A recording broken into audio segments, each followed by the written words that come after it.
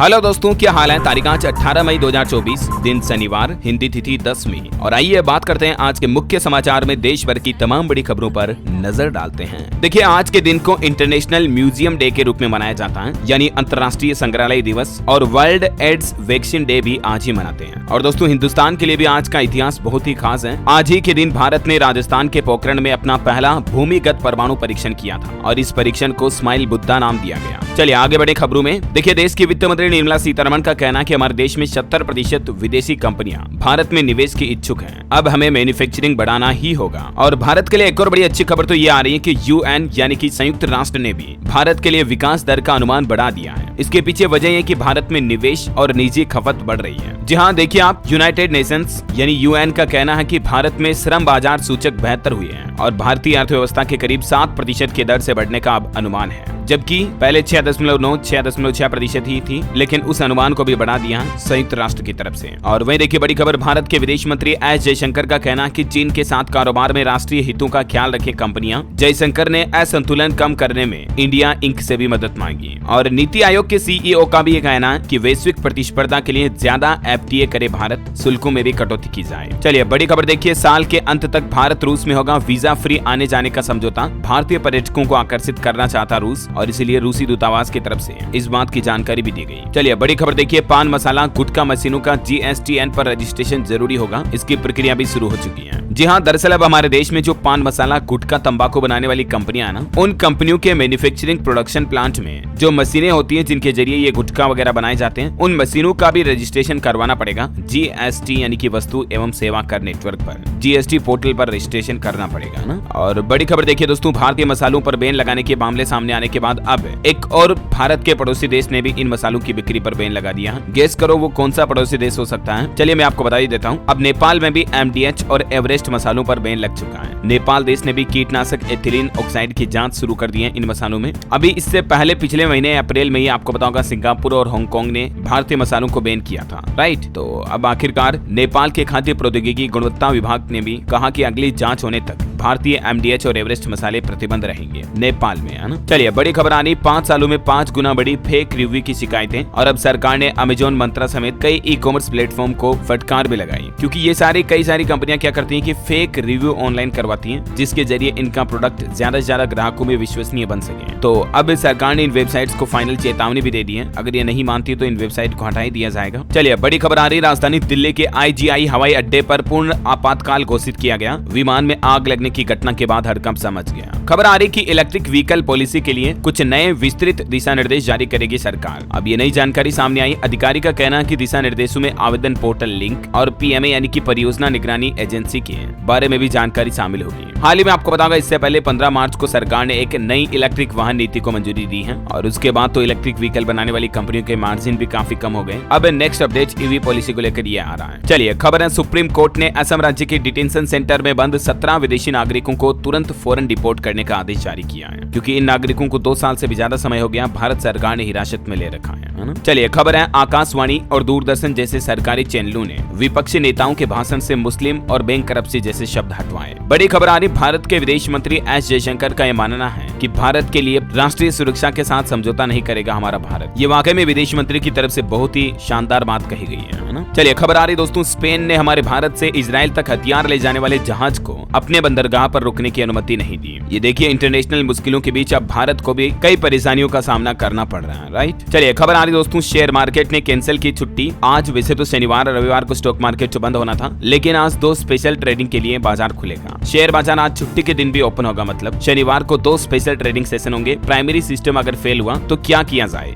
इस बात की टेस्टिंग की जाएगी सेबी की तरफ से एनएससी यानी नेशनल स्टॉक एक्सचेंज के मार्केट में। चलिए बड़ी खबर आ रही, दिल्ली के मुख्यमंत्री अरविंद केजरीवाल को शराब नीति केस में ईडी ने न सिर्फ केजरीवाल बल्कि आम आदमी पार्टी को भी अब आरोपी बना दिया है। जांच एजेंसी ईडी ने सुप्रीम कोर्ट में बताया कि कोर्ट ने केजरीवाल की गिरफ्तारी के मामले में फैसला सुरक्षित रखा है। इधर केजरीवाल के घर में स्वाति मालीवाल केस का सीन रिक्रिएट करने भी पहुंची पुलिस ने स्टाफ से भी पूछताछ की। स्वाति मालीवाल ने अरविंद केजरीवाल के पूर्व पीए पर यह आरोप लगाए। स्वाति ने कहा कि मेरी शर्ट खींची, पेट पर भी लात मारी। उन्होंने एफआईआर में अपनी पूरी आपबीती सुनाई। वो बोली कि मुझे 7-8 थप्पड़ भी मारे गए, मैं लगातार चिल्लाती रही और ये सब कुछ कांड हुआ दिल्ली सीएम केजरीवाल के घर पर ही। तो दिल्ली पुलिस सीन रिक्रिएट करने भी पहुंची। हालांकि अभी तक इस मामले पर आगे कोई अपडेट नहीं आ रहा। देखते हैं आज दिल्ली पुलिस की तरफ से क्या बड़ा एक्शन लिया जाता है। जो भी अपडेट आएगा मैं आपको बता दूंगा। और बाकी स्वाति मालीवाल ने इस कंट्रोवर्सी के माहौल के बीच social media platform Twitter X से अपनी प्रोफाइल फोटो भी बदल दी है। केजरीवाल की तस्वीर हटाई गई। और वहीं देखिए ये वीडियो सामने आने के बाद आम आदमी पार्टी नेता आतिशी भी बोले कि स्वाति मालीवाल को इस्तेमाल किया गया मुख्यमंत्री को फंसाने के लिए। ये आरोप प्रत्यारोप चल रहे हैं चुनावी माहौल के बीच। और चलिए कुछ और इलेक्शन से जुड़े अपडेट देख लेते हैं दोस्तों। देखिए 5वें चरण के लिए आज शाम थम जाएगा चुनाव प्रचार। देश के रक्षा मंत्री राजनाथ सिंह, राहुल गांधी और स्मृति ईरानी की प्रतिष्ठा भी इस बार के चुनाव चरणों में दांव पर लगने वाली है। और ये 5वें चरण में टोटल देश के 8 राज्यों की 49 सीटों पर चुनाव होने हैं, जिसमें उत्तर प्रदेश की 14 लोकसभा सीट शामिल है और यूपी की सीटों में अलग अलग कई बड़े दिग्गज नेता अपनी किस्मत दांव पर लगाए रहे। खैर नतीजे तो हमें 4 जून को पता चलेंगे। देखिए प्रधानमंत्री नरेंद्र मोदी ने भी एक चुनावी जनसभा करते हुए कहा कि एक तरफ मोदी के 10 साल और फिर 25 साल का रोड मैप देखिएगा, दूसरी तरफ पूरा इंडी गठबंधन है। इसमें जितने दल उतनी घोषणाएं और उतने प्रधानमंत्री, लेकिन कोई भी पूरा नहीं कर सका। ये साफ साफ बातें कही पीएम मोदी ने चुनावी जनसभा के दौरान। और यूपी के बाराबंकी में भी मोदी बोले कि कांग्रेस आपकी संपत्ति वोट जिहाद करने वालों को देगी। जहां भी कांग्रेस सरकार है वहां दलितों और पिछड़ों का आरक्षण मुसलमानों को दे दिया गया। पीएम मोदी ने कहा कि इज्जत बचाने के लिए कांग्रेस मिशन 50 पर काम करने लगी है। कांग्रेस की निगाह आरक्षण खत्म करने पर है, तो जरा सावधान रहिएगा। और वहीं देखिए झारखंड रांची में गृह मंत्री अमित शाह ने भी 1.5 किलोमीटर लंबा रोड शो किया। भगवा रंग की गाड़ी से निकले, छतों से बरसे फूल, जय जय श्री राम के नारे भी लगाए गए। रक्षा मंत्री राजनाथ सिंह बोले कि केजरीवाल वहां जाएंगे और शराब घोटाले की याद दिलाएंगे। उन्होंने कहा कि संविधान बदलने का बहुमत हमारे पास 10 साल से है, लेकिन ये काम कांग्रेस का है, हमने नहीं किया ऐसा। लोकसभा चुनाव 2024 को लेकर एक और अपडेट आना। देश के रक्षा मंत्री राजनाथ सिंह बोले डायनासोर की तरह कांग्रेस भी लुप्त हो जाएगी। यूपी में साइकिल की चेन भी उतर गई है, तो भी 10 साल तक जिस साइकिल पर चेन न हो वह आगे कैसे बढ़ेगी। कांग्रेस की भी हालत खराब है और कुछ ऐसी ही है। बिहार का भी इलेक्शन अपडेट देखिए दोस्तों। पीएम मोदी परसों 20 मई को बिहार पटना आएंगे। तेजस्वी यादव बोले कि मुद्दे पर बात करनी चाहिए, हिंदू मुस्लिम पर नहीं। और वहीं देखिए 300 पार में बना राम मंदिर और लागू हुआ CAA। इस बार 400 पार होने पर POK होगा हमारा। उड़ीसा में गरजे असम के मुख्यमंत्री हेमंत बिश्व शर्मा। उनकी तरफ से असम में ये बड़ी शानदार घोषणा की गई है ना। और चलिए खबर देखिए आप। कांग्रेस से सोनिया गांधी ने भी लोगों से आग्रह किया। वो बोली रायबरेली में कि मैं अपना बेटा सौंप रही हूँ आपको। मैंने राहुल को अन्याय के खिलाफ लड़ना सिखाया, वे डरेंगे नहीं, ख्याल रखिएगा। विदेश मंत्री ने भी कांग्रेस पर निशाना साधते हुए कहा कि किसी की कमजोरी की वजह से गुलाम जम्मू कश्मीर आज हमसे दूर हो गया। और वहीं देखिए दोस्तों एक हिंदू संत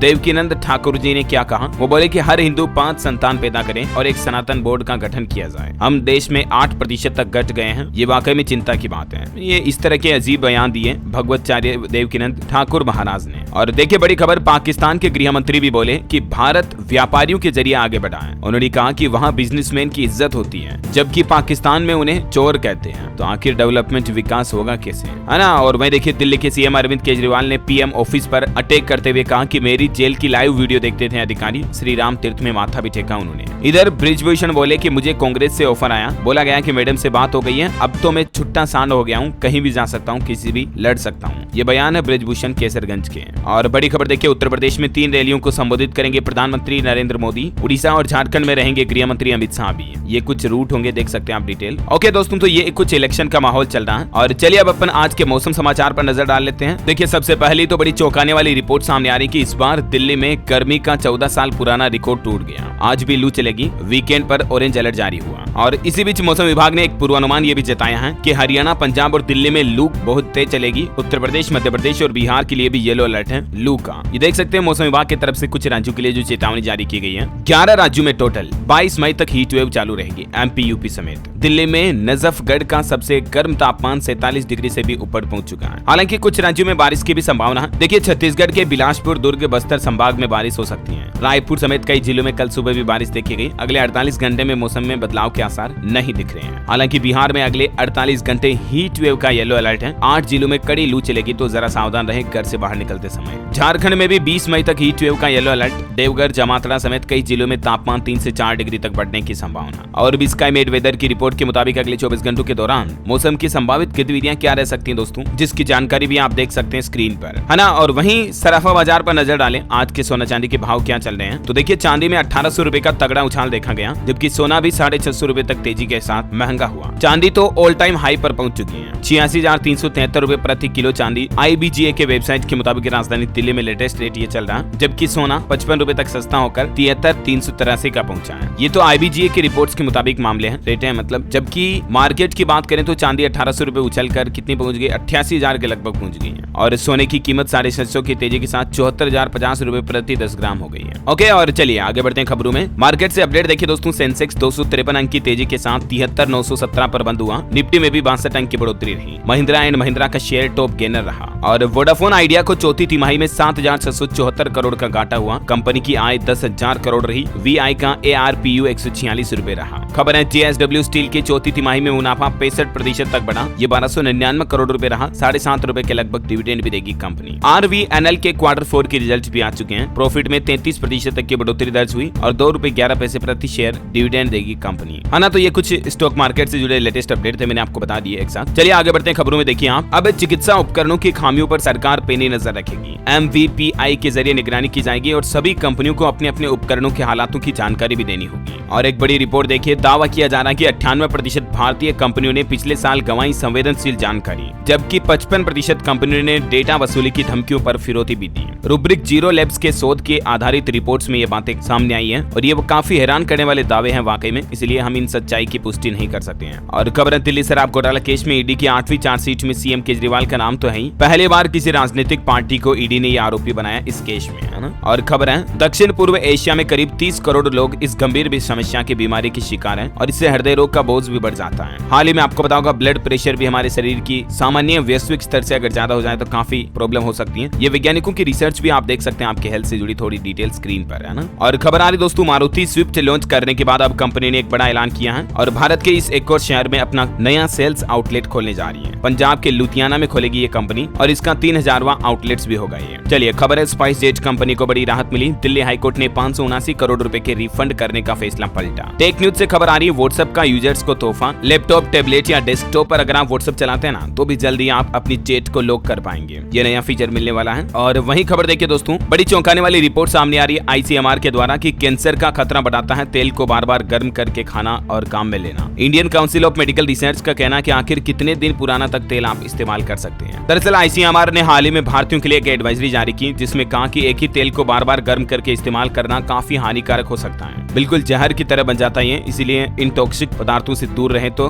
बेहतर है। और डॉलर वर्सेस रुपीज पर भी एक रिपोर्ट आ रही कि अब नहीं गिरेगा हमारा भारतीय रुपया, क्योंकि अपनी करेंसी को मजबूत करने के लिए भारतीय रिजर्व बैंक RBI की तरफ से कुछ बड़े कदम भी उठाए जा रहे हैं। हाल ही में RBI रुपये पर दबाव को कम करने के लिए अमेरिकी डॉलर भी बेच रहा है और इसके अलावा रिजर्व बैंक अपने भारत में सोना रिजर्व भी बढ़ा रहा है ना। चलिए खबर है दोस्तों, इलोन मस्क ने X का डोमेन नेम बदलकर x.com कर दिया। पहले twitter.com था, ये आपको पता होगा। 24 जुलाई 2023 को हालांकि कंपनी ने अपना नाम और लोगो तो बदल दिया था, लेकिन डोमेन पूरा नहीं चल रहा था। अब अगर आप अपने ब्राउजर में twitter.com टाइप करोगे तो ऑटोमेटिकली आप x.com पर फॉरवर्ड हो जाओगे, है ना। और चलिए अगली खबर देखिए आप, सीरम इंस्टीट्यूट की याचिका पर अब सुप्रीम कोर्ट में सुनवाई हुई। IT एक्ट में संशोधन को चुनौती दी, इसके तहत सब्सिडी भी टैक्स के दायरे में आएगी। और सुप्रीम कोर्ट से जुड़े कुछ और बड़े फैसले देखिए दोस्तों। देश की सर्वोच्च अदालत ने केंद्र सरकार से पूछा कि एसिड अटैक सर्वाइवर की KYC कैसे की जाए। मतलब अगर किसी महिला पर या पुरुष पर एसिड फेंक दिया और वो अगर बच जाती है तो उसकी KYC कैसे होगी, क्योंकि उनकी तो आंखें भी खराब है, पलक भी नहीं झपका सकती और हैंड की फिंगरप्रिंट वगैरह भी कैंसिल हो गई। तो ऐसी सिचुएशन में अन्य उपाय सुझाए। ये सुप्रीम कोर्ट की तरफ से केंद्र और RBI यानी कि भारतीय रिजर्व बैंक से भी जवाब मांगा गया है। और वहीं देखिए ADR की याचिका पर भी सुप्रीम कोर्ट ने इलेक्शन कमीशन से भी जवाब मांगा। NGO की ये मांग है कि चुनाव आयोग वोटिंग परसेंटेज 48 घंटे में जारी करें ऐसा। और बड़ी खबर देखिए, सुप्रीम कोर्ट ने कहा कि उत्तराखंड के कीमती जंगलों को आग से बचाएं। सुप्रीम कोर्ट ने कहा कि आप इक्विपमेंट का डेटा देते हैं लेकिन वन रक्षक केले के पत्ते से आग बुझा रहे हैं, इसलिए सीरियसली इस काम को किया जाए, क्योंकि फिर से उत्तराखंड में एक बार जंगल धधकने लगे हैं। गर्मी बढ़ी तो 7 और जगहों पर आग भी लग गई। और टेक न्यूज से एक और अच्छी खबर आ रही दोस्तों, अक्टूबर में सभी लोगों के लिए एंड्रॉइड 15 रोल आउट होने की उम्मीद है। इसमें theft detection, lock, private space और गूगल मैप्स में AR का सपोर्ट भी देगी कंपनी। राजस्थान के भरतपुर में देखिए एक बड़ी दुर्घटना हो गई। ट्रक में घुसी UP रोडवेज की बस और इसमें 5 महिलाओं की जान जाने की खबर है, 12 लोग घायल हो गए। भरतपुर में नेशनल हाईवे पर यह बड़ा हादसा हुआ। मैं आपको कहता हूँ ना दोस्तों, रोजाना की गाड़ी हमेशा धीरे चलाएं, धीरे चलाएं। देखिए कल भी कितना बड़ा हादसा होता, आज भी हो गया। बहरहाल अगली खबर देखिए, किसानों के लिए बड़ी अच्छी रिपोर्ट सामने आ रही है कि बढ़ सकती है गेहूं खरीदी की तारीख। खुलासा हुआ किसानों से अधिकतम वसूली के लिए सरकार ने बढ़ाई ऋण राशि जमा करने की टाइम लिमिट भी। और वहीं देखिए बड़ी खबर, ब्रिटेन के प्रधानमंत्री ऋषि सुनक सरकार की गलती से लंदन से लौटेंगे हमारे कई भारतीय लोग। वीजा में गड़बड़ियां पाई गई, फर्जी कंपनियों ने पैसे भी ऐंठे, अब 4100 नर्सों को भारत वापसी का डर है। और देखिए अमेरिकी सांसद बोले कि भारत मानवाधिकारों पर लेक्चर नहीं सुनेगा। उन्होंने कहा कि हम अमेरिकी लोकतंत्र की खामियां स्वीकारेंगे, वे तभी हमसे बात करेंगे। हरियाणा में देखिए 57% रिजर्वेशन, अधिकतम सीमा से पार आरक्षण पर हाईकोर्ट सख्त हुआ और सरकार से जवाब भी मांगा है। और भी ज्यादा डिटेल देख सकते हैं आप इस बारे में। और वहीं देखिए संयुक्त राष्ट्र विशेषज्ञ का यह मानना है कि विदेशी निवेशक भारत में ज्यादा होने की वजह से भारत को लाभ हो रहा है ज्यादा।